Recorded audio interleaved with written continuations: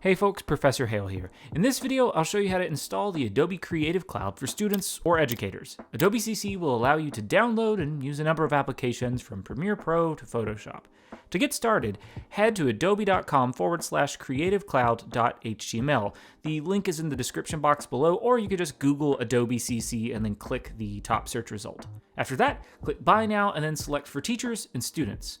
At $19.99 a month, the student educator discount is an extremely good value, and to get it, you just need to provide a valid student or faculty ID during the setup process. Next, you'll choose between monthly or annual payment options and then click Continue. You can add Adobe Stock, which provides you with stock images and audio, video, etc. Then you'll need to enter your email address, your payment information, and you'll be asked to provide ID showing that you are in fact a current student or an educator. Once the Creative Cloud is installed, you can either sign in via browser, or you can click the Adobe CC icon in the upper right hand corner on the menu bar, or you can also find it in your applications. Alright, with Adobe CC open, let me highlight a few key features to get you started. Under the Apps tab, you can download any Adobe CC application for desktop or mobile devices. Select between desktop and mobile here.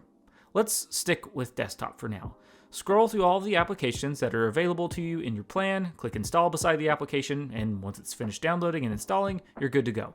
You can also find a full list of app updates by clicking the Updates tab in the left-hand column under the All Apps button.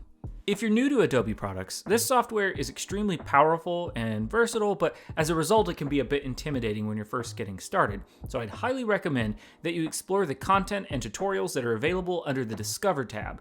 It's an incredible resource that's built directly into Adobe CC. Last thing I want to highlight here, and that's this lowercase cursive F in the upper right-hand corner.